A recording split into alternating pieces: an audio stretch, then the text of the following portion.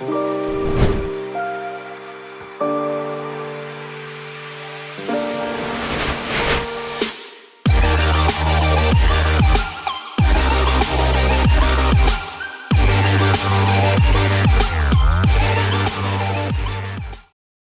everybody to this program, Face2Face. This is a program which we started 2 years ago in the year 2020, and this is the third year of this program. So as is evident, this is a chat show wherein I am talking to 3 students. And the background of starting this program is that when we were passing through the corona phase, so we designed this kind of program wherein the students' engagement can be accelerated. But before telling more about this program and its format, let me tell you something about Delhi Metropolitan Education, DME. DME is one of the premier institutions affiliated to Guru Gobind Singh Indraprastha University. We have here 3 departments and 4 academic programs. Besides DME Media School, the other 2 schools are DME Management School and DME Law School. We have always tried to live to the expectations of our students, be it academics, be it co-curricular activities, and all that what is necessary for the growth and grooming of the students, we always try to do that. And if I can refer to whatever happened during this COVID-19 phase, we try to have that kind of challenge, but then we did not hamper the studies. So even if during that time when lockdown was there and all online classes were happening, we tried to add value to our teaching system, wherein we prepared the study material online and all that was provided to the students. And we also have this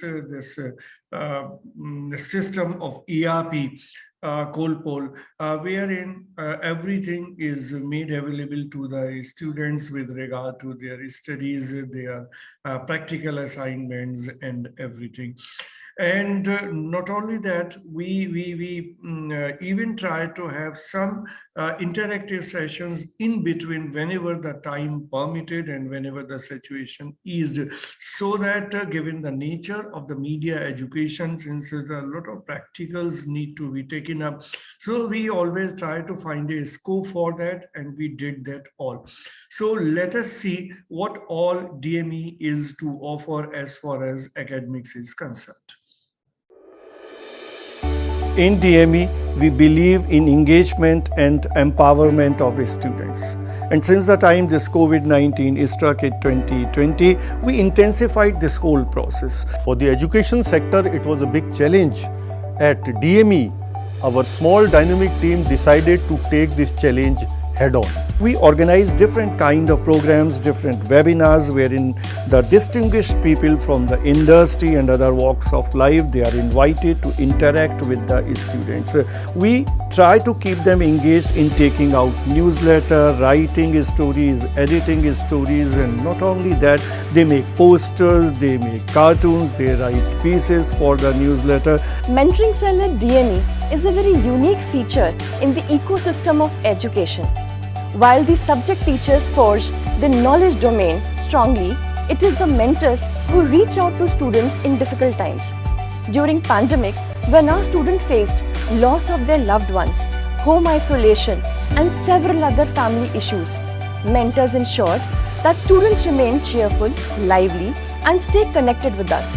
We have ensured that our students are treated with compassion, warmth, and gentle touch. And it has been our endeavor to treat all the academic activities of our students, which includes PSDA, internal assignment, and various other curricular activities accordingly. Research Cell also pays huge emphasis on interdisciplinary nature of research. In order to promote this, the research centers of the Research Cell were also motivated to join with each other and conduct research activities for students, faculties within DME and outside DME. While the strong academics and great industry connect is building great lawyers, media persons and managers at DME, we at Mentoring Cell are enabling these future leaders to be compassionate, emotionally strong and resilient for any times to come. We empower the students. All the schools of DME, they have their students council. In DME Media School, this council is part. They organize the program themselves, they take their own decisions and they mobilize the students for all the good cause. Art has the power to unite and connect during the times of crisis. Bringing people together, sharing, soothing and inspiring are powers of art, which have been made empathically obvious by the DME cultural societies during the COVID-19 pandemic. By taking different innovative approaches in organizing various virtual competitions and events in which the students of DME have taken part with great enthusiasm and proved that DMEians are unstoppable. Care with compassion is motto of DME. During Corona period, we were always with our students. Their well-being is primary for us. We take care of our students. We met the expectations of the students, of the parents and above all of the industry. The placements this year were better than those of the previous years. DME is committed to supporting its students in all possible ways. Welcome back to Face to Face. So as I was telling you this, that this Face to Face program was conceived and delivered by DME Media School. DME Media School is one of the most prestigious media institutions in the country, and we are in a habit of doing the things which nobody can even think of. This program is again a representation of that kind of thinking.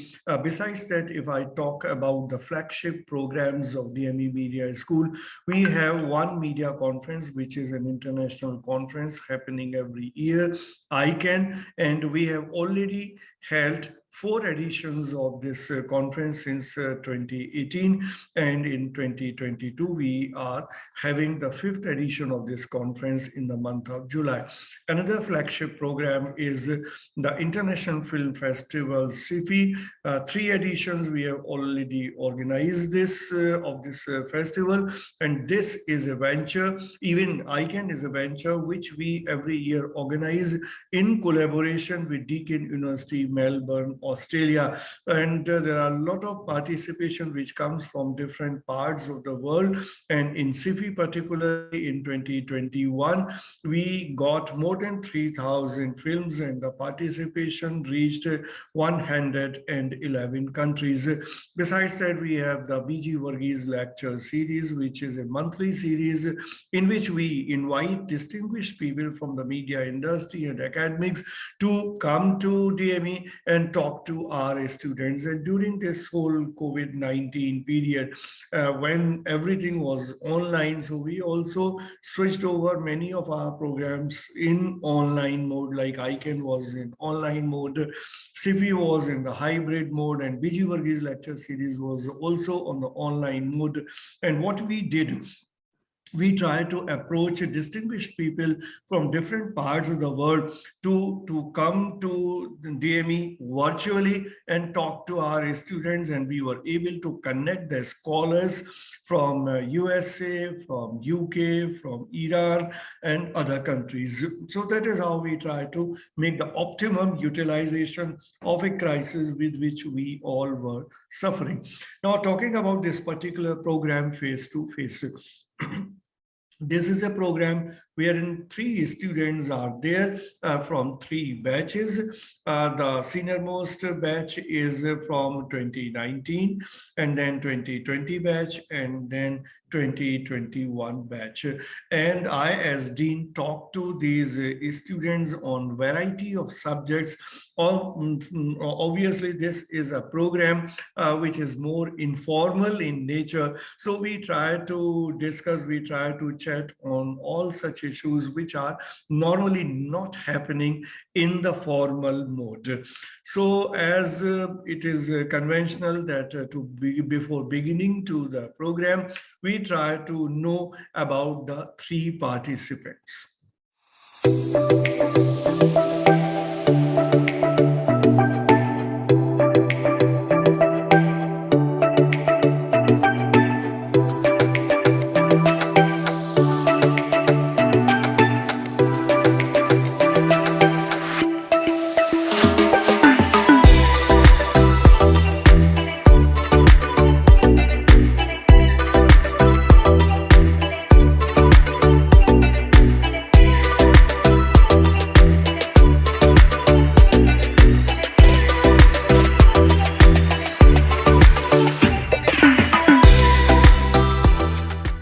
Okay, so as the audience now has come to know about the participants who are there, we have Ishpreet Singh with us, who is from the senior most batch, 2019 batch. Then we have Akshita Sharma, who is from 2020 batch, and we have Nikhil Gupta, who is from 2021 batch. And Ishpreet has been there earlier also in this program, Face2Face. And obviously, within few months, we will be out from DME with a BJMC degree. So this will be his last program as far as Face2Face is concerned. Though, as we do it, DME Media School, all our alumni remain connected with DME in formal settings, also in informal ways also. And recently, we have also started a program where in one session, in one episode, one alumni is coming to DME either physically or virtually, talking to the junior batches, and we have named this program that this interaction with the alumni series. So that way, everybody who is on board, who is on the campus and who would have passed out, everybody is part and parcel of the same DME family and of the DME Media School fraternity. So as it's a customary, we start having discussion, having interaction with the senior most batch. So I will start with Ishpreet. Ishpreet, now we have entered into a different phase, and you and your batch has experienced, in fact, all different phases. I mean, you started in the physical mode, and then everything was online. Again, we are in the physical mode, and hopefully this will continue and we will not suffer with another wave of corona. So what has been your experience of all these 3 years, particularly the problem that we faced in view of corona? Sir, first of all, thank you for this introduction. But so it has been a very roller coaster experience. Like first we had a physical mode, then all of a sudden this pandemic came and everything was in online mode. So basically it was quite a new experience basically, because I haven't been home for this long period, and I have learned many things. I had told you earlier also that I learned cooking also, and many other things, and focus on my music also. So basically, sir, it was a quite challenging but a very fun loving experience. Yeah. So any important thing besides cooking and all? I mean, the cooking you learned 1 year back, but then thereafter, what more you did, if you can tell us about that? Sir, I had been learning actually digital marketing in this 1 year, because I I believe that the coming period of this world is basically because all the business have gone online. So basically, marketing has been a very important perspective of every business.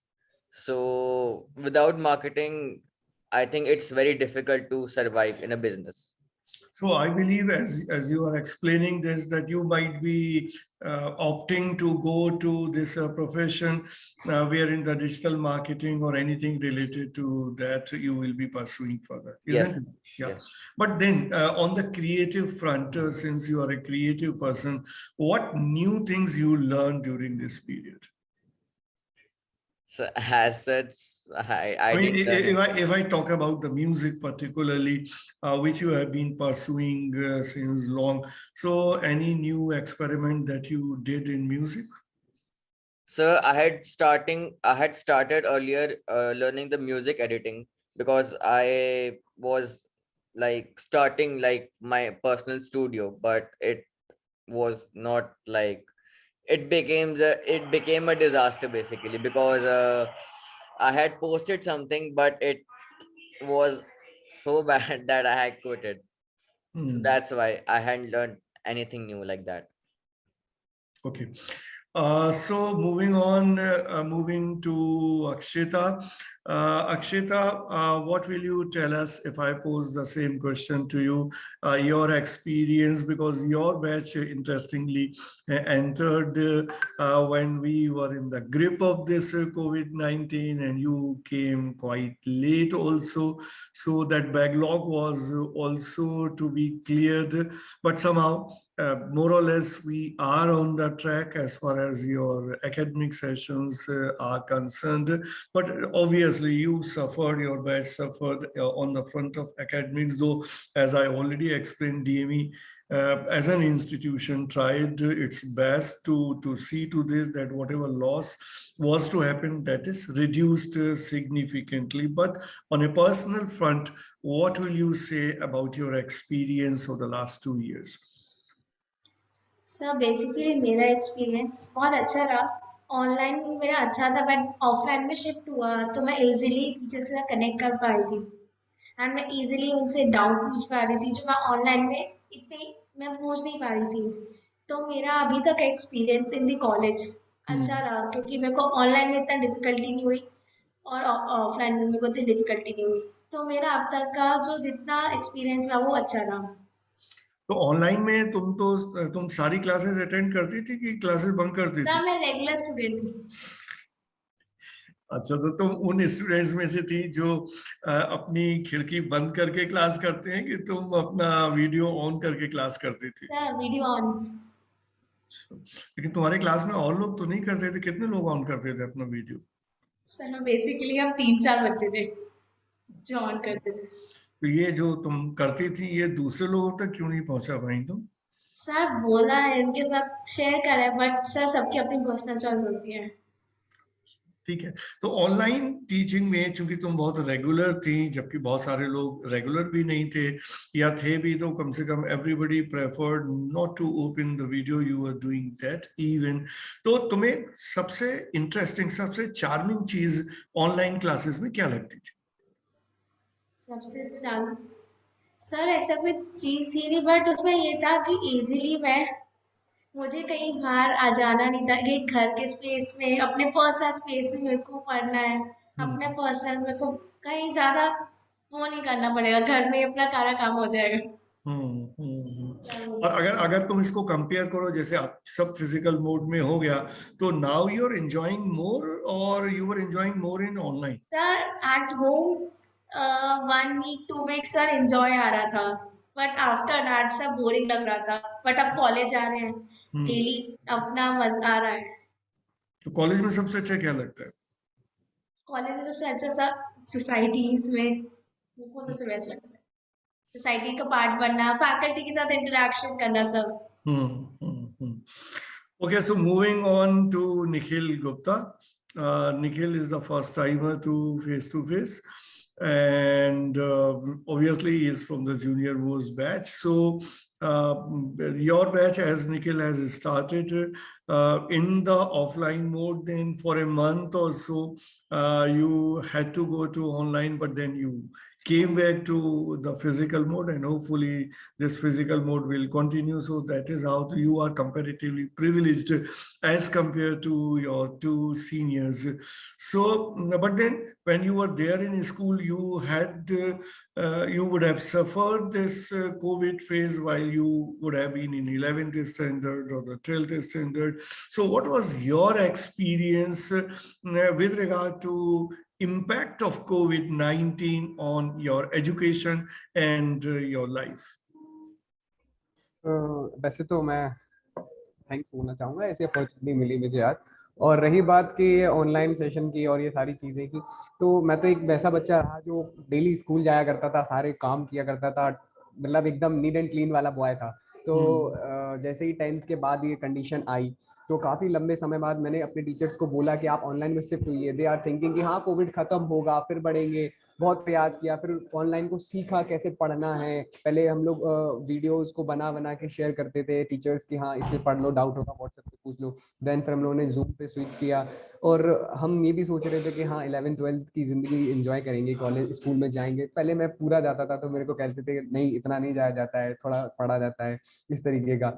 और धीरे धीरे बहुत सारी मैंने चीज़ें घर ये lockdown वाले पीरियड में सीखी। मैंने अपना खुद का अब उस समय तो ऐसा था नहीं कि किसी से बातें कर सकें, मतलब ऑन कॉल पर चैट पर कितना बात करो, लोगों के साथ नहीं कर पाते थे, उतने ही लोग हो रहे थे। तो मैंने अपना यूट्यूब चैनल शुरू किया, एक पोइट्री के वजह से शुरू किया कि मैं अपनी लोग बातें लिख कर लोगों को बोल सकूं। तो वो मास ऑडियंस तक मेरी बातें पहुंची, और फिर धीरे धीरे वहां से पोइट्री का सफर से लेके ब्लॉगिंग पे पहुंचा। देन मैंने अपनी कुछ स्कूल का कंटेंट डाला जो मैंने किया। तो इस तरीके से मेरे को एडिटिंग में और यूट्यूब में और बहुत सारी चीज़ें ऐसे सीखने को मिली। और रही बात फिर जब अभी भी 2 साल हो गए, 2 साल में हम अभी कॉलेज में आ गए, तो कॉलेज वाला भी सीन ऐसा ही रहा कि जो पहला सेमेस्टर है वो भी हमारा, चलो ये था कि पूरा ऑनलाइन नहीं था, हाइब्रिड था, आधा आधा। तो हम लोगों ने आधे आधे में भी काफी सारा एंजॉय किया। मैं 2 बार यहाँ आया, मैं यहाँ रहा, जितना मतलब ये था कि 1 महीने तो मैं कभी यहाँ रहा ही नहीं, और जब मैं वापस गया फिर आ गया। तो कहाँ से आए, कहाँ से गए? मैं हूँ सर उरई से, डिस्ट्रिक्ट जालौन जो है, वहां से हूँ मैं। और तो वहां से मैं बार बार शिफ्ट करता था, तो वो भी एक अच्छा एक्सपीरियंस था। और रही बात जैसे नया कॉलेज में मैं आ गया, तो मैंने आपको शुरू में बताया मैं एकदम सारा काम करने वाला बच्चा था, हूँ अभी भी। तो उस हिसाब से मेरे को शुरुआत में जब क्लासेस हुआ करती थी, असाइनमेंट मिला करते थे, तो इतना स्ट्रेस हुआ जाया करता था कि मैं कैसे मैनेज करूं। तो धीरे धीरे ये पावर भी मैंने सीखी, मैनेजमेंट की, चीज़ों को डील करने की। तो बहुत बहुत कुछ, मतलब एक कॉलेज से स्कूल से कॉलेज में आने के बाद मतलब बहुत कुछ सीखने को मिला। और मैं ये, मेरे को कॉल आते हैं, स्टूडेंट्स पूछते हैं कि क्या करना चाहिए, मैं उनको बताता हूँ कि भाई वो जिंदगी अलग थी, ये जिंदगी अलग है, और उसको जी लो, और यहाँ पे भी जीना है, पर एक अलग अलग तरीके की चीजें हैं। तो उरई से तुम यहाँ डीएमई तक कैसे आ गए? ये सफर कैसे सर तुमने? ये सफर ऐसा रहा कि मैं अपने स्कूल में सारी चीजें करता था। I am awarded with the best singer of the school. तो ये सारी चीजें, तो मेरे को एक अंदर से था कि मेरे को एंकरिंग में करना है कुछ। मैं कॉर्पोरेट एंकरिंग भी करता हूँ, मैं जाता हूँ पार्टीज में, ये सब होस्ट करता हूँ। लिमिटेड तक था अभी, तो फिर कोविड पे बंद हो गया। तो उसके बाद मेरे को ये करना था। तो भले ही जैसे सबके घर में होते हैं कि हाँ हमारा बच्चा ये करेगा, ऊपर वालों को देख के मेरे फादर अभी भी, मतलब अभी भी नहीं, अब तो मैंने उनको बहुत अच्छे तरीके से कन्विंस कर लिया। देन लोग प्राउडली कहते हैं कि मेरा बच्चा बीजेएमसी कर रहा है, और वो बताते हैं लोगों को ये क्या होता है, क्योंकि लोगों अच्छा, को, पहले पहले पहले उनका कुछ रेसिस्टेंस था इसको, इसके हाँ लिए? हाँ, वो ना मेरे बड़े भाई दोनों बीटेक कर रहे हैं, मेरे रिलेटिव सारे बीटेक कर रहे हैं, तो बेटा तुम भी बीटेक करोगे। बड़े, मैंने समझ में आया, मेरे को पता था कि उनको सीधा बोलूंगा वो नहीं मानेंगे, तो मैंने जो तिगड़म लगा के उनको कन्विंस किया। नाउ फाइनली अच्छे से वो कन्विंस हैं, और लोगों को बताते हैं कि बच्चा मेरा ये कर रहा है। तो उसके बाद मेरे को ये कोर्स कैसे मिला, सबसे पहली चीज तो मेरे को ये करना था, तो मैंने इसका सहारा यूट्यूब से लिया। यूट्यूब पे गया, मैंने चीज़ों को देखा कि मतलब अगर मैं इसको ये करना है तो इसके लिए ग्रेजुएशन है या क्या चीज़ है, तो मैंने वो फाइंड की। देन धीरे धीरे कोर्सेज, एंट्रेंस एग्जाम, कॉलेज क्या है। तो मैं सबसे पहले तो यहाँ कॉलेज पहुंचने से पहले मैंने सबसे पहला मेरा जो था एम, मैंने पहले न्यूज़ एंकर्स को लिया, वहां से उठाया, कहाँ पढ़े, उनसे पता चला यहाँ यहाँ पढ़े। फिर पता चला, पर मेरा एक ड्रीम था, मतलब मेरे को लगा कि आईएमसी मुझे जाना है, बट बाद में जब और डीप नॉलेज करी तब पता चला कि वहां से मास्टर्स होती है, उसके लिए पहले मुझे ग्रेजुएशन करना पड़ेगा। फिर मुझे पता चला कि यहाँ ये है, डीयू में है, आईपीयू में है। तो वो सारी चीज़ों को ऐसे सर्च करके मैंने खुद सर्च किया, थोड़ा गाइडेंस मेरे को मिला। फिर बाद में जब मैंने अपने टीचर्स को, अपने प्रिंसिपल को बताया, तो उन्होंने अपने स्टूडेंट्स जो उनके पास आउट स्टूडेंट्स हैं उनसे मेरा कांटेक्ट कराया। देन इस तरीके से मैंने सारी चीज़ें करी। तो अब जैसे यहाँ पे तुम आ गए, तो अब पढ़ाई या बाकी चीजों को किस तरह से, I mean how do you enjoy all this? Sir सबसे पहली चीज तो मैं आके ये बोलूंगा कि कॉलेज में आके ना मेरे को टाइम नहीं है बिल्कुल, कि टाइम मतलब इन द सेंस कि जो मेरा दिमाग था मैं सोचता रहता था, बहुत सारी बातें मेरे अंदर हुआ करती थी लोगों को लेके, दोस्तों को लेकर, या फिर वो अब वो स्ट्रेस नहीं है। मतलब time in the sense positive way में मैं बोल रहा हूँ कि मेरे पास टाइम नहीं है, मेरे पास काम करने को बहुत है, मेरा अपना काम करने को, मेरे पास कॉलेज के काम करने को, ऊपर से जब लोग मुझे अपने अपने काम बोलते हैं, मैं कहता यार कहाँ से दे दिया यार मेरे को, मैंने अपनी अपनी जिंदगी के लिए मेरे पास टाइम नहीं है। तो एक साथ तो दो दो काम जो काम कर रहे हो वो अपनी जिंदगी के लिए तो कर रहे हो, दूसरे की जिंदगी के लिए थोड़ी कर रहे मतलब हो। दूसरे अपना काम दे देते हैं कि भाई ये मेरा कर देना, ये मेरे को इसमें मदद अच्छा, तो कर देना। परोपकार भी तो जरूरी है लाइफ में। नहीं सर, परोपकार वो तो मैं बराबरी करता हूँ, मैं फिर अपना एडजस्ट करके करता हूँ, बट हम्म। उस समय लगता है ना दिमाग में कहाँ से यार आ गया, ये मेरा खुद नहीं हो रहा है, हम्म। मैं मेरी कोई मदद कर दे, मदद तो मेरे को लोग करते ही है। तो मैं कभी किसी को काम के लिए मना नहीं करता हूँ, बट ये थोड़ा आगे पीछे हो जाए, बट मैं उसका बंदे का काम कर देता हूँ। हम्म। Okay, so moving on again to Ishpreet. Ishpreet, if I ask you your experience in the college, whichever mode, but then you have been there for 3 years. So your experience with the DME, your experience with teachers, and with your friends on the campus, or any other thing about your campus life which you would like to tell us. Sir मेरे हिसाब से offline mode ज़्यादा better था। क्यों? क्योंकि उसमें जो हम फ्रेंड्स जो थे इकट्ठे बैठते थे और इकट्ठे इंटरेक्शन होती थी, and as compared to lockdown में जीरो इंटरेक्शन थी। एंड किसी से कोई मिलना जुलना नहीं होता था। मतलब जो भी हम एवरीडे का जो रूटीन था वो आपस में शेयर करते थे, आपस में टिफिन शेयर करते थे, बाहर जाके मॉल में खाना खाना, या ऐसी कैंपस के बाहर घूमना, पार्क में जाना, वो सब सर ऑनलाइन ने सब खत्म कर दिया था। एंड मेरे को अच्छा लगता है कि अब फाइनली जो है ये ऑफलाइन शुरू हुआ है, और जितना भी टाइम है कॉलेज को खत्म होने में, उतना टाइम हम लोग कॉलेज जाएं और वही फिर से वही चीजें शुरू करें जो हमने पहले शुरू कर रखी थी। So, will you tell us something about your teachers and friends?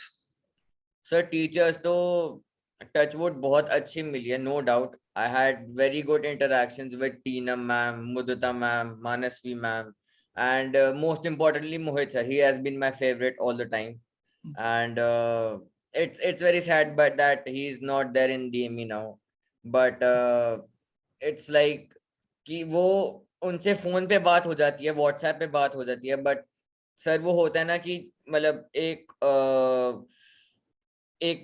इंसान है जो तुम्हारे लिए हमेशा खड़ा है। लाइक डीएमई में जब मोहित सर को देखता था तो लगता है कि हाँ सर हैं, सर संभाल लेंगे। अब लगता है कि यार अब तो वो भी नहीं है, तो अब it's been some type of difficulty. And would you like to name some of your friends? Yes sir, my best friend Ishang, and Bhavesh, Mukul, Medha, and many more. Like these are my particular buddies. Yeah, okay, good. Now moving on to Akshita. Akshita, what will you tell us about your college life, campus life, and your interaction with teachers and your friendship with your classmates and juniors and seniors, whatever you want to tell us. Sir मेरा experience college में बहुत अच्छा रहा। मेरे को हमने college कभी कभार बंक भी करा है। तो And बंक क्यों किया? सर आफ्टर लंच एक क्लास होती थी तो प्लान बन जाता था कि घूमने निकल जाओ, डीएलएफ पास है वहां निकल जाओ, मूवी का प्लान सर हमारा ऐसा बन जाता था। मेरा 2 बार सर आफ्टर लंच एक क्लास छोड़िए। चलो, तुमने एक आइडिया दे दिया। अब हम जब भी टाइम टेबल बनाएंगे तो लंच के बाद कम से कम 2 क्लासेस रखा करेंगे। सर ऐसा नहीं है, मतलब मैंने 1-2 बार करा है, मैं 2 बार अपने फ्रेंड के साथ ऐसे करा आपने।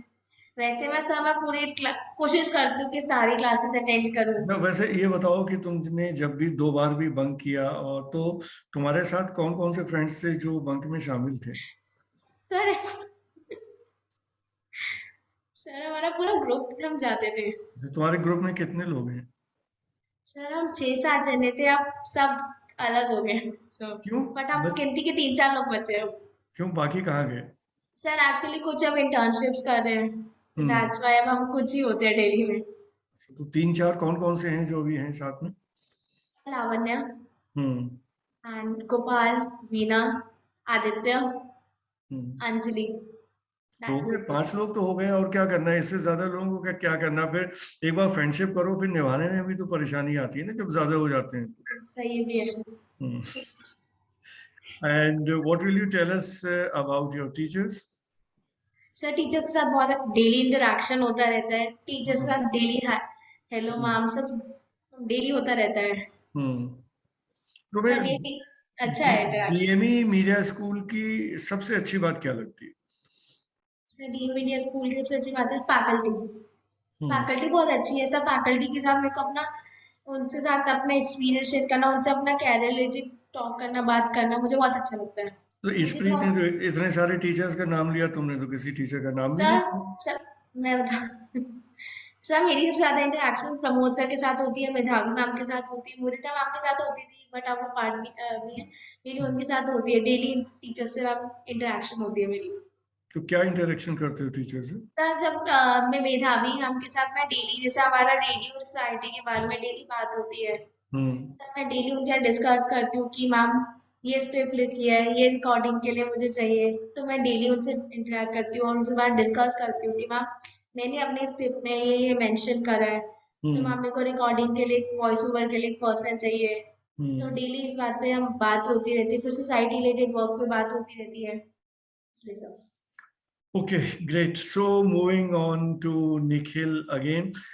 Nikhil, what will you tell us, though there's a very little time that you have been there in DME, but then still you are enjoying it to the full. So whatever you have been doing till date, so what will you tell us about your campus life, about your friends, and about your teachers?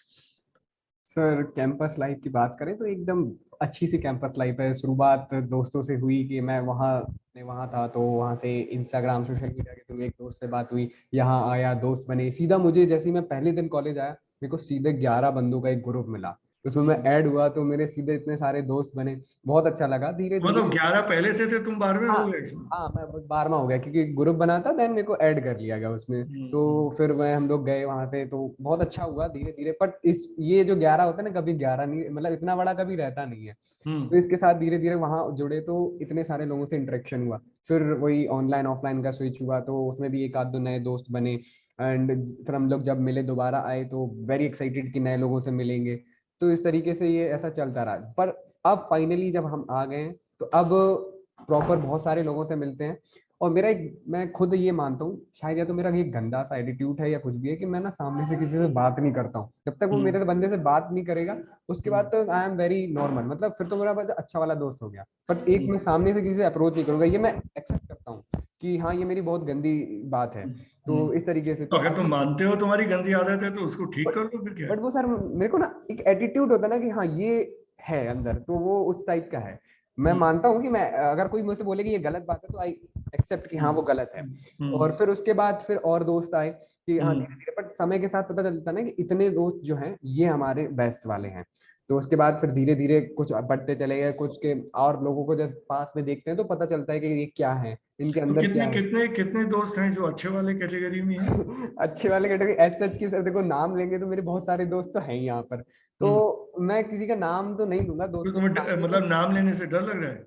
हाँ एक तरीके से डर ही लग रहा है, क्योंकि फिर उनके मन में खटास हो जाती है कि हाँ ये मेरे बारे में ये ऐसा सोचता है, ये ऐसा सोचता है। इसलिए मेरे जो कुछ दोस्त हैं वो बहुत अच्छे हैं लिटरली, और कुछ दोस्त हैं वो अच्छे हैं वहां तक जहां तक हैं वो, इस तरीके से। और रही बात डीएमई की सबसे अच्छी बात, तो मैं ये कहूंगा फैकल्टी, यहाँ की जो फैकल्टी है इज द बेस्ट फैकल्टी। मतलब सोच ही नहीं सकते कि मतलब कॉलेज की फैकल्टी ऐसी हो सकती है, इतनी इतनी कोऑपरेटिव, इतनी प्यारी फैकल्टी। और यहाँ के कुछ टीचर्स हैं, मतलब भले ही उनके पास वर्कलोड बहुत ज्यादा है, वो बहुत काम करते हैं, बट हम स्टूडेंट्स को ना टाइम जरूर देंगे, कोई ना कोई चीज अगर पूछने जाओ तो वो जरूर बताएंगे। और रही बात, आप फिर मुझसे पूछेंगे अपनी कोई फेवरेट फैकल्टी का नाम, इस तरीके से, तो सबसे पहला तो मेरा मतलब मैनेसी मैम से सबसे ज्यादा अट्रैक्शन होता है। पहले वो हमारी मेंटर थी, और मेरे को उनसे ऑनलाइन में बहुत सारी उनसे बातें हुई, उसके बाद वो सबसे पहले नंबर पे। उसके बाद बाला मैम को तो ना मतलब लगभग मैं अपनी थोड़ा सा दादी टाइप इमेज टाइप देखता हूँ कि मेरे को वो दादी और वो वाला थोड़ा थोड़ा लगती है। और फिर इस तरीके से और भी टीचर हैं, हम अभी लास्ट में मुदिता मैम अभी वो जाने लगे हैं, उनसे भी अट्रैक्शन बहुत ज्यादा हो गया था। और कुछ टीचर से हम लोग पढ़े नहीं है, श्रुति मैम है, श्रुति मैम से अभी पढ़े नहीं है, बट अभी मैं इस बैच में पढ़ रहा हूँ तो उनसे भी कनेक्शन हो रहा है। बट उनके थोड़े से रूल एंड रिस्ट्रिक्शन मैम सुन रही है, मैं भी बोल रहा हूँ कि उनके थोड़े से रूल एंड रिस्ट्रिक्शंस हैं थोड़े ज्यादा। बट किसके किसके किसके श्रुति मैम के क्या है? थोड़े से रूल्स हैं क्लास में, इस तरीके से बैठना है, मतलब ये तरीके थोड़ी सी, मतलब जो टीचर लीनियंट और हैं वो थोड़ा सा कम है इस तरीके से। तो तुम्हें मतलब रूल्स वाले टीचर पसंद है कि जो रूल्स कम फॉलो रूल्स करते हैं? अच्छे बनाते हैं, जैसे और भी टीचर है ना, देखो सर रूल्स को फॉलो करना हमारा है, बट कभी कभी ना होता है, थोड़ा सा लगता है कि वो मेरी गलती नहीं थी तो उस वजह से। बट वो जो कर रहे हैं वो भी अच्छा है, वो सही है, हम लोग को इम्प्रूव करने के लिए कोई ना कोई होना चाहिए। सब अगर ऐसे ही दे देंगे तो भेड़ चाल जैसे हम लोग भी भेड़ ही बन जाएंगे, क्या फायदा। थोड़ा सा मेंटेन रखना जरूरी है, तो वो भी कर रहे हैं, अच्छा कर रहे हैं। और रही बात प्रमोद सर भी अच्छे हैं, बट अभी वो थोड़ा सा जा रहे हैं, उनका पढ़ाने का तरीका बिल्कुल समझ आता है, लगता है कि हाँ अच्छे हैं। और टू बी वेरी ऑनेस्ट, तुमने कुछ टीचर्स का पहले नाम लिया, बाद में कहा प्रमोद सर भी अच्छे हैं, वहां भी लगा दिया तुमने। ये मतलब ये कि अभी मैंने उनसे पढ़ा है ना, इस वजह से भी, मैं पहले नहीं पढ़ता था। और टू बी वेरी ऑनेस्ट, ये मैं ये कहते हैं ना, वो शपथ ले रहा हूँ एक तरीके से आपके बारे में। अब बात आती है आपके बारे में, तो आपने जो ऑनलाइन सेशंस लिए थे, लिटरली वो सच बताऊं सर कि इधर से ना ऐसे ऐसे जाते थे। बट जब मैंने आपकी ये ऑनेस्टली है, और जब मैंने आपकी स्टूडियो में लाइव क्लासेस ली, दैट वाज मतलब कि सर पूरा अंदर जा रहा है मेरे को, आप 2 घंटे पढ़ा रहे हैं, मैं 3-4 के लिए रेडी हूँ कि मतलब मेरे को समझ आ रहा है। और आपने जो पढ़ा है ना, उसके वजह से ही मेरे को अभी थोड़ा थोड़ा लॉ में इंटरेस्ट आ रहा है कि मैं पढ़ूं उनको, जानूं। मैं पहली किताब इस सेमेस्टर की लॉ ही लेके गया, मीडिया प्रेस एंड लॉज। तो ये आपके बारे में था जो जेन्युइन था, सच था। अच्छा, तुमने तो सारी चीजें मेरे बिना पूछे ही बता दी, मुझे एंकरिंग की ज्यादा जरूरत पड़ी ही नहीं ना। नहीं सर, मैंने बोला ना, मैं भी एक तरीके का एंकर हूँ, तो मेरे को सब पता है कि क्या क्या होने वाला है, और मैंने सब इतना सुन भी हाँ, लिया है। लेकिन तुम्हें ये क्रेडिट तुम्हें दूंगा ही कि ये तीसरा सीजन है फेस टू फेस का। आज तक मेरे बारे में किसी ने नहीं बोला, तुम पहले आदमी हो जिसने मेरे बारे में बोला। सर जो सच है, मैं सच के साथ हमेशा रहता हूँ, जो सच है वो सच है। हाँ मेरे को पता, मैंने भी 2-3 सेशन, मतलब सारे जितने भी हुए हैं, क्योंकि मेरे को लेना था तो मैंने देखे हैं, तो उसमें भी आपके बारे में किसी ने नहीं बोला। और जो मैंने बोला वो बिल्कुल सच है, इसमें ना कोई मैं कट करूंगा, ना कोई कॉपी पेस्ट, कुछ नहीं, जो ट्रुथ है वो सामने है। चलो ठीक है, हमेशा सच के साथ ही रहना चाहिए सबको। Coming back to Ishpreet again, Ishpreet, since the time you joined DME, I saw that you are inclined to music, though I feel that you are not so much inclined towards music. So if you still do something, whether it's playing tabla or singing or some new creative instinct you have developed, will you tell us about that? Sir मैंने बताया ही था कि मैंने holidays में music editing सीखा था, but due to some technical issues वो बहुत खराब हो गया था। ऐसा तो अभी कोई सीख नहीं रहा, बट मैं बॉलीवुड गानों को सुन के अब उसको इम्प्रोवाइज करके अपनी न्यू ट्यून्स बना देता हूँ।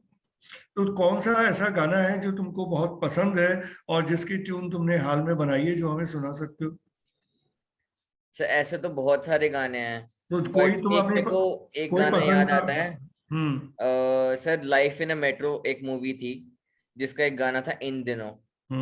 चलो सुनाओ फिर। इन दिनों दिल मेरा मुझसे है कह रहा, तू ख्वाब सजा, तू जी ले जरा, है तुझे ही इजाजत, कर ले तू भी मोहब्बत, है तुझे ही इजाजत, कर ले तू भी मोहब्बत, इन दिनों दिल मेरा मुझसे है कह रहा। Thank you. Great. It was a very well sung song. Thank you, sir. So moving on to Akshita. Akshita, you are also very creative and you are active in Spark as well. And now you have also become one of the conveners in Spark, and you are there in Radio Society as well. So is there anything which you want to add, any creative thing that you do, anything that you perform? Sir मैं ऐसा भी creative में मतलब मैंने radio society में voice over पे work करा है, अपना वॉइस पे वर्क करा है कि मैं कैसे अपने वॉइस को अच्छे से प्रेजेंट एंड कैसे वॉइस को वॉइस मॉड्यूलेशन कर सकती हूँ। मैंने उस पे वर्क करा और स्क्रिप्ट राइटिंग में कि मैं वर्क करा है कि मैं उसको अच्छे से सुधार सकती हूँ, मैं लिख सकती हूँ जो मिस्टेक्स आ रही है, मैं उसको वर्कआउट करती हूँ कि क्या मिस्टेक आ रही है सब, तो मैं उस पर वर्क कर रही हूँ अपने पर्सनल उस पर। तुम रेडियो में, चूंकि रेडियो सोसाइटी में हो, रेडियो में तुम्हें क्या अच्छा लगता है, कि मतलब ऐसी कौन सी चीज है जो तुम्हें, जो रेडियो में जो तुम्हें अपनी तरफ खींचती है, जिसकी वजह से तुम वहां पर हो? सा मेरे को वॉइस ओवर देना बहुत अच्छा लगता है, हम्म। तो इसलिए मैंने रेडियो सोसाइटी ज्वाइन करी। तो कोई वॉइस ओवर है जो तुम हमें सुना सकती हो? सर करेंटली मैं वॉइस ओवर वर्क कर रही हूँ एक, तो अभी मेरे पास करना ही है हम्म। तो इसलिए। उसके और बारे में कुछ बता सकती हो, कुछ सुना सकती हो, कुछ पढ़ सकती हो? सर करेंटली अभी मेरे पास कुछ अभी है नहीं वो कंटेंट अभी मेरे पास, तो मैं आपको जरूर सुनाती सर, बट मैं पर्सनली अगर वो पूरा रिकॉर्ड हो जाएगा ना सर, मैं हम्म। पर्सनली आपको जरूर सुनाऊंगी आगे। ठीक है, ठीक है, ठीक है. So moving on to Nikhil again. So Nikhil, what will you tell us about your creative instinct? You do so many things, but there might be certain things which should have been very close to your heart, whether it's writing, whether it's music, whether it's singing, whether it's dancing, anything which is there. So what will you tell us about that? सबसे पहले तो मैं स्प्री भैया को मतलब बोलना चाहूंगा कि बहुत अच्छा गाया उन्होंने। और उसके बाद मैं अपने पॉइंट्स पे आता हूँ कि ऐसी चीजें तो सर सबसे पहली चीज जो है ना वो है क्राफ्टिंग। मतलब मैं चीजों गिफ्ट्स बनाता हूँ, जो एक सरप्राइजिंग गिफ्ट्स बहुत सारे मैंने अपने लोकल लेवल पे बनाए भी हैं और सेल भी किए हैं। अलग अलग जगह कानपुर, दिल्ली, इस तरीके से प्रोडक्ट आए भी हैं और सेल भी किए, तो वो ना मैं मेरे सबसे दिल के करीब है सबसे पहली चीज। उसके लिए मैं कभी भी, और उसके बाद फिर लॉकडाउन ने मुझे बहुत सारी चीजें सिखाई। रील नहीं, वो एडिटिंग करना। तो मैंने यूट्यूब अपना चलाया, वहां से एडिटिंग की, और फिर अब मैं धीरे धीरे अलग अलग टाइप की एडिटिंग करता हूँ। जैसे इंस्टाग्राम रील्स में हुआ, उसमें भी बहुत सारे वो वीडियोस मोशन आते हैं। यूट्यूब के लिए भी बहुत सारे कार्ड्स मैंने एक यूट्यूब पर एक नया एडिट किया था अपने, मतलब वो उसका ट्यूटोरियल नहीं है कहीं भी, मैंने अपने दिमाग से एडिट किया था। तो उसके मेरे को लेकर पूरा ऑल ओवर इंडिया से मैसेज आते हैं एक बर्थडे मैसेज का कि आप इसको शूट मतलब मेरे लिए एडिट कर दीजिए, जिसमें कि मेरे को 2 से 3 घंटे लगते हैं उस वीडियो को एडिट करने में। तो मेरे पास मैसेज आते हैं, मैं करता भी हूँ, कभी कभी कर देता हूँ क्योंकि उसमें समय ज्यादा लगता है। तो ये, और अभी तो ऐसा हो गया कि मैं एडिटिंग के लिए मतलब मैं एक हफ्ते में अगर मैं करूँ ना कुछ ना कुछ एडिट, तो मेरे को अंदर से लगता है कि भाई कुछ कर लो। तो मेरे पास जो भी डस्टबिन में या मेरे डंप पड़ा रहता है फोन में, उठा के मैं कुछ नया बना देता हूँ। अभी मेरे को लगा कि मैं बहुत दिन से, तो जब वो कैंटीन वाले एरिया में काम चल रहा था, उसके वीडियोस आए मेरे पास, मैं स्पेक्ट्रम में भी हूँ, तो मेरे को लगा कि उसे एडिट करना चाहिए, तो मैंने उसका उठाया और उसका एक नया सा रील बना दिया। Then and that was nice, मतलब बंदों को सबको पसंद आया। तो अंदर से निकला वो सारी चीजें। और एंकरिंग वाला तो काम है ही, कभी भी आ जाए तो वो तो मैं मना नहीं कर सकता, उसको प्रोफेशन बनाया और ये क्राफ्ट को ये। तो कोई ऐसी चीज, जैसे तुमने जो भी अभी नया कुछ बनाया, नया क्रिएट किया, नया एडिट किया, कुछ ऐसा है जो तुम जिसको नरेट कर सकते हो, जिसको बता सकते हो? लेटेस्ट एज सच की सर मेरे सारा कंटेंट मेरा यूट्यूब पर पड़ा हुआ है। मैं मतलब जो भी है, आप अगर कोई भी देखना चाहे तो वो यूट्यूब पे जा सकता है। निखिल गुप्ता, अभी मैं प्रमोशन टाइप्स कर रहा हूँ कि मेरे यूट्यूब का चैनल नेम है निखिल गुप्ता। आप निखिल गुप्ता और ही सर्च करेंगे तो मैं बहुत जल्दी मिल जाऊंगा आपको। इस तरीके से ये डिजिटल एडवर्टाइजिंग में हो जाएगा, पैसा देना पड़ेगा तुम्हें इस विज्ञापन करने का। मैं डीएमई को फीस दे रहा हूँ, उसमें थोड़ा सा डिस्काउंट मिल जाएगा मेरे को। तो मतलब उस पे जाके आप देख सकते हैं, वहां पे मेरे पूरा एडिटिंग कंटेंट पड़ा। ओवर वॉइस मेरे, मैं पोइट्री भी टाइप्स करता हूँ तो मैं वॉइस देता हूँ। और अभी लेटेस्ट मैं नया चीज सीख रहा हूँ, मेरे एक सीनियर से गाइड लेके मैं आर्टिकल्स लिखता हूँ जो मैं अपने फेसबुक पर डालता हूँ। पॉलिटिकल टाइप्स आर्टिकल होते हैं, वो सारी चीजें। तो यूट्यूब पर मेरा एक वीडियो है जिस पे आप देखेंगे 2.6 लाख के आसपास उस पर व्यू है। उस एडिटिंग है वो करीबन, हाँ वो वीडियो है। और बहुत सारे वीडियो हैं जिन पे अच्छे अच्छे व्यूज हैं, कुछ केस में। तो इस तरीके का कंटेंट मेरा पूरा यूट्यूब पर पड़ा है, आप जाके देख सकते हैं जिसको भी जो कुछ भी देखना हो, और पर्सनली भी मैं शेयर कर सकता हूँ। मतलब यूट्यूब में ही पूरा ध्यान है, पढ़ाई लिखाई छोड़ रखी है? नहीं सर, यही तो चीज है ना, मेरे ब्लॉग्स जो होते हैं मैं बनाता हूँ कब और एडिट होके कब जाते हैं। मैं कभी, जैसे मेरा बर्थडे था अभी लेटेस्ट, तो वो बर्थडे का ब्लॉग भी मेरा 4 दिन बाद गया। अभी बर्थडे मैम का फेयरवेल वाला ब्लॉग का एडिटिंग मटेरियल मेरे पास पड़ा है, अभी तक वो अपलोड नहीं हुआ है। मेरा एडिटिंग करता हूँ मैं समय के साथ, पहले चीजें सारी कर ली उसको, यही तो मैं करता हूँ मैनेज करके। ये नहीं कि मैंने ब्लॉग बनाया आज शाम को, कल शाम को डालना है, एक हफ्ते डिले हो जाएगा, वो ठीक है, जब मन होगा तब डाल दूंगा, ऐसा नहीं है। Okay, so moving on to and sir एक चीज और आखिरी में, मैं ये अंदर से भी मेरी इच्छा है कि एक अगर कुछ कॉलेज में इस तरीके का सेशन टाइप्स या इंटरव्यू टाइप्स कोई सेशन हो, तो मैं आपका इंटरव्यू जरूर लेना चाहूंगा, क्योंकि आपसे सीखने के लिए बहुत कुछ है। क्या सीखने के लिए? एक तो टाइम मैनेजमेंट, इतनी सारी चीजें करना, ज्ञान तो आपके पास भरपूर से भी ऊपर है, तो उस तरीके की इंटरव्यू अगर वाला कोई सेशन होता है तो मैं जरूर आपका जरूर लेना चाहूंगा, बहुत कुछ सीखने को मिलेगा सर। मुझसे इंटरव्यू लेके क्या पूछोगे तुम? वो मैं सर अपना रिसर्च करके बनाऊंगा, एक ये मेरा एक असाइनमेंट हो जाएगा या कुछ भी हो जाएगा, मैं अपना रिसर्च कलेक्ट करूंगा, वो सवाल आपके सामने रखूंगा, सारा कुछ नया नया होगा आपके लिए भी हमारे लिए भी। ठीक है, बहुत चैलेंजिंग होगा, आसान नहीं है, देखता हूँ क्या करोगे। बिल्कुल सर, मैं ना आप फैकल्टीज से जितने लोग आपको जानते हैं या सोशल मीडिया से कहीं ना कहीं से मैं निकालूंगा, तभी ऐसा नहीं है कि मैं बैठ गया और ऐसी चीजों को कर, मेरा भी एक वो है सर, चीजों को करो तो अच्छे से करो वरना ना ही करो, दोनों चीजें। चलो ठीक है, देखते हैं। So moving on to Ishpreet again. Ishpreet, what are your plannings about your career and what are the future enterprise that you will tell us? Sir future enterprise तो ऐसा तो अभी तो सर फोकस तो जॉब पे है, to get a nice decent job. उसके बाद सर प्लान है मास्टर्स का, specialisation in radio basically. Akshita, though I mean you are still, I mean 1 year to go to complete the BGMC, but still you would have thought of about your future career and also what will you tell us about that? Sir अभी तो मेरा just अभी focus अभी internship पे है, अभी internship पे focus है, देन आफ्टर ग्रेजुएशन मैंने मास्टर्स करनी है। अच्छा, किस चीज में मास्टर्स करोगे? सर स्पोर्ट्स में, स्पोर्ट्स जर्नलिज्म में आगे। So it's a very niche area that way, sport journalism in India. पहली चीज तो स्पोर्ट जर्नलिज्म को लेके कोर्सेज भी अलग से नहीं है, इंसिडेंटली हमारे देश में कहीं भी नहीं, किसी भी यूनिवर्सिटी में नहीं है।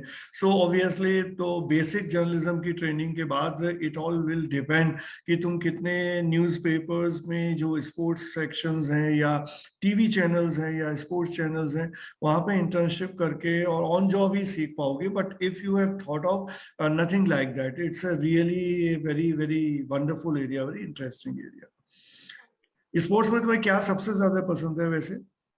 Sir cricket. अच्छा, क्रिकेट तो इस देश का पहला प्यार है सभी का। तो सर आफ्टर क्रिकेट बैडमिंटन। खेलती भी हो तुम? पहले खेलती थी, अब करेंटली अब focus on studies and then अब इंटर्नशिप का फोकस है। स्पोर्ट्स और स्टडीज में कोई कंफ्लिक्ट नहीं है, पढ़ाई कर रही है इसका मतलब टाइम का चक्कर है। टाइम सबके पास ही 24 घंटे होता है, इससे ज्यादा तो किसी के पास भी नहीं है। क्योंकि अगर इससे ऑफलाइन में क्लासेस हो रही है तो इससे ज्यादा होता तो मैं पहला आदमी होता जो मैं कोशिश करता कि थोड़े से घंटे और मिल जाए, लेकिन वो है ही नहीं, उतने में ही करना है जो करना है सभी को। हाँ निखिल, तो अभी तुम अगले 2 साल के लिए क्या प्लानिंग है, क्योंकि वो करियर तो उसके बाद की बात है, अभी 2 साल क्या करना है? सर 2 साल का तो यही है कि अभी तो मैं एक तो सिंसियरली पढ़ना है और इसके साथ इंटर्नशिप भी करनी है। और अभी जैसे समर ब्रेक था आई थिंक इस सेमेस्टर के बाद, तो उसमें इंटर्नशिप मिलेगी, वो करनी है। इंटर्नशिप तो लगातार करनी है और पढ़ाई को भी नहीं छोड़ना है, सबसे पहली चीज। और इसके बाद मेरा सबसे पहले करने का है मास्टर्स, और वो भी IIMC या जामिया मिलानिया इस्लामिया इस यूनिवर्सिटी से करने का मन है। अगर ये मेरा क्वालिफाई हो जाता है then I will do that, वरना मैं जॉब स्विच कर, एक फादर की सिक्योरिटी के पर्पज से होता है कि एक जॉब कर लो, तो अगर मेरा क्वालिफाई हो गया तो मैं वो करूंगा, वरना मैं पहले उसके बाद जॉब करूंगा, बट मास्टर जरूर करना है। हाँ, लेकिन तुम अगर जिस तरह से काम कर रहे हो 2 साल ऐसे ही काम करते रहे तो मास्टर्स की जरूरत बचेगी नहीं, वहां कुछ सीखने के लिए होगा नहीं, तुम ऑलरेडी सब सीख चुके होगे। बट ऐसा होता है ना सर, मैं ऐसे वैसे जगह से मास्टर्स नहीं करता, मैं आईएमसी या जामिया मिला, मतलब एक टैग होता है ना सर। आईएमसी में यहाँ पर डीएमई से ज्यादा कुछ नहीं सिखाया जाता, बल्कि डीएमई मीडिया स्कूल में जो हम करते हैं वो पूरी दुनिया में कहीं नहीं सिखाया जाता। सर वो तो बात ठीक है, बट एक जो होती है ना टैग की, अच्छा, कि हाँ टैग आप चाहिए। टैग, सर यही सबसे बड़ी चीज है आज की दुनिया में। आज की दुनिया में लोग नाम से ही पूछते हैं। तो हम्म। जैसे कि न्यूज एंकर में टीवी में बैठे हैं तो उनको पूछ रहे हैं इस तरीके से, तो एक टैग ना चाहिए ना, तो इस वजह से मैं टॉप यूनिवर्सिटी मतलब टॉप जगह से करना चाहता हूँ ये। और इस बिहाइंड द सीन में आया था, कॉर्पोरेट एंकरिंग से जा रहा हूँ न्यूज एंकरिंग में। तो पहला तो मेरा परसेप्शन वही है कि अगर मेरे को रास्ता मिला तो मैं कॉर्पोरेट में ही जाऊंगा, वरना न्यूज में। बट पहले मेरे को इंटरेस्ट था न्यूज रूम एंकरिंग में, अब थोड़ा थोड़ा लग रहा है कि मैं ग्राउंड रिपोर्टिंग करूं, या जो एक भैया जी चलो, कहे अभी अभी अभी 2 साल बहुत लंबा पीरियड है, इस बीच में तुम्हारे बहुत सारे परसेप्शंस बनेंगे, बिगड़ेंगे, नई चीजें सीखोगे। It's very long period. Okay, so moving to the final segment of the program, I will ask each one of you to make one final statement. So, starting with Ishpreet. Ishpreet, can you make any one final statement in one sentence? So regarding what? Anything that you want to say which I haven't asked, जो मैंने नहीं पूछा, ऐसी कोई भी चीज जो बोलना चाहते हो. सर एज सच तो कोई ऐसे फाइनल स्टेटमेंट नहीं है, बट ये है कि आफ्टर मैं जब पास आउट हो जाऊंगा इस कॉलेज से, लेकिन ये है कि जो मेमोरीज हैं, जो चीजें जो हमने करी हैं इस कॉलेज के कॉरिडोर्स में या फैकल्टी के साथ, किसी भी, बेशक फैकल्टी से डांट भी खाई है उस चीज के लिए, बट वो सब मैं एक मतलब कहते हैं ना सहेज कर वो मैं लेके जाना चाहता हूँ sir. Sure, good. This is a final thing. I mean, wherever you are, if you relish that and if you cherish that all your life with good memories, nothing is more important than that. Absolutely. So, Hakshita, what will you say? Any final thing? Sir till now मेरा जितना experience रहा, मैं अपने साथ ही सारी experience अपनी वो memories है ना, वो मैं एक साथ लेके जाना चाहूंगी जब मैं आफ्टर ग्रेजुएशन जाऊंगी. बट मैं एट द एंड में अपनी फैकल्टी के साथ वो टच में रहना चाहूंगी. Great. Nikhil, what will you say as the final statement? Sir सब मेमोरीज लेके जाना चाह रहे हैं, हम भी यही लेके जाना चाहेंगे, बट हम एक ऐसा परसेप्शन या ऐसी छाप छोड़ के जाना चाहेंगे कि लोग हमें याद रखें. ऐसा छोड़ के जाना चाहेंगे, और सफर बहुत लंबा है और बहुत कुछ सीखने को मिलेगा, आप जैसे लोग बहुत मिलेंगे, ये मेरा फाइनल स्टेटमेंट. मेरे जैसे बहुत नहीं मिलेंगे, तो सर मैं अकेले ही हूँ. कहीं ना कहीं मिलते हैं सर, होता नहीं तो मिलेंगे. होता जिस तो दिन जिस होता तो दिन सर जिस हर दिन कोई अलग है. जिस दिन मिल जाए उस दिन बता देना, मेरे जैसा है ही नहीं, बना ही नहीं अभी तक. तो अब हम इस कार्यक्रम को आज समाप्त करते हैं. फेस टू फेस के इस 3rd सीजन में आज का ये 4था सेगमेंट था, 4th सेगमेंट था, 4th एपिसोड था.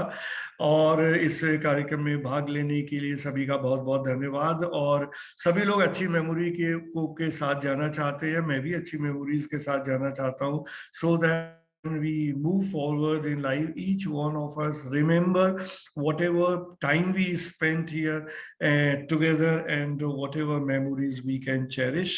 So that will be a long lasting thing in our hearts, in our life. With this note, I sign off in this episode of Face to Face. Thank you all. Thank you, sir. Thank you sir. Thank you so much sir.